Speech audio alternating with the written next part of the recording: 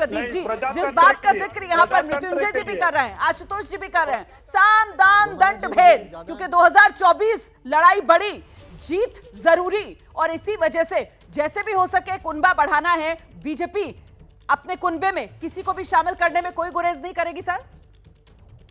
देखिए रोमाना जी, आज की घटना बताती है कि राजनीति में कोई स्थायी दोस्त और दुश्मन नहीं है।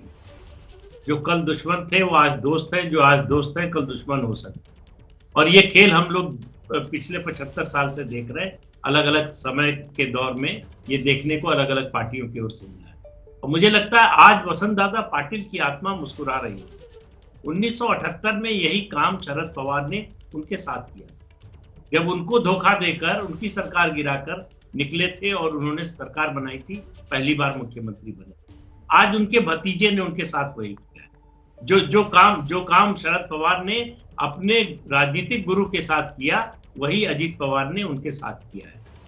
शरद पवार, मेरा मानना है कि उनकी जो प्रोफाइल है, पॉलिटिकल प्रोफाइल, उसको बहुत ज्यादा बढ़ा चढ़ाकर देखा जाता है। 24 साल से उनकी पार्टी है। महाराष्ट्र से बाहर कहीं ज्यादा कुछ है नहीं असर। नॉर्थ ईस्ट के एक आध प्रदेशों में थोड़ा बहुत असर है। महाराष्ट्र में उनकी बेस्ट परफॉर्मेंस 2004 में रही, जब उनको 71 सीटें 71 सीट्स मिली थी 288 में से। ठीक है सर। और लोकसभा में 9 सीटें मिली थी 48 में से जी। तो इसलिए जो है आज उनके हाथ से उनकी पार्टी निकल गई है। ये एक्शन रिप्ले है। जो उद्धव ठाकरे के साथ हुआ वही शरद पवार के साथ हो रहा है। ठीक है, लेकिन उसका नवीन कुमार जी, जिस बात का जिक्र यहाँ पर प्रदीप जी कर रहे हैं कि साहब एनसीपी का दायरा जो है वो कुछ सिकुड़ता हुआ सा चला गया, और ऐसे में अब अजीत पवार जो खुद एनसीपी होने का दावा कर रहे हैं, उन्हीं की 3 तस्वीरें हमने अभी दर्शकों को दिखा दी। कभी वो देवेंद्र फडणवीस मुख्यमंत्री तो अजीत पवार डिप्टी सीएम, कभी उद्धव ठाकरे मुख्यमंत्री तो अजीत पवार डिप्टी सीएम, और अब एकनाथ शिंदे मुख्यमंत्री, फिर से अजीत पवार डिप्टी सीएम। तो सर क्या ये मतलब की राजनीति में काउंट नहीं होगा? क्या जनता महाराष्ट्र की इतनी मूर्ख है कि वो अजीत पवार के पीछे खड़ी हो जाएगी और शरद पवार को हाशिए पर, किनारे पर लगाने में अजीत पवार कामयाब हो जाएंगे? इसे समझाइए ना दर्शकों को।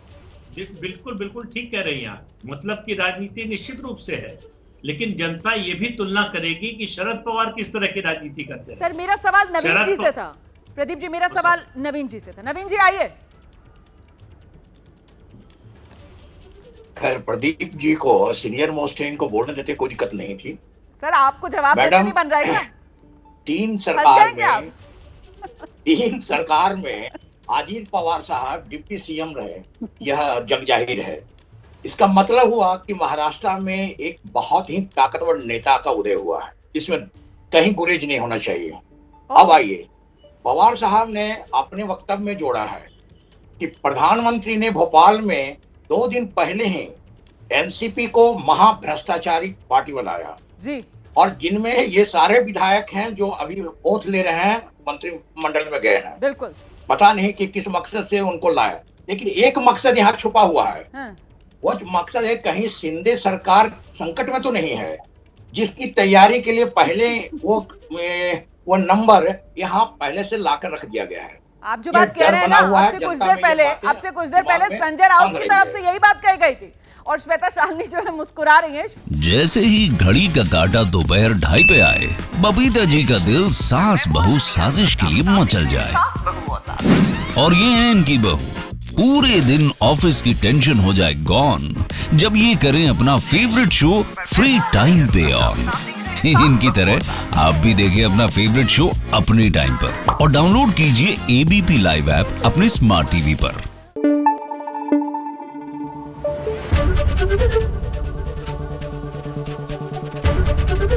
एबीपी न्यूज आपको रखे आगे।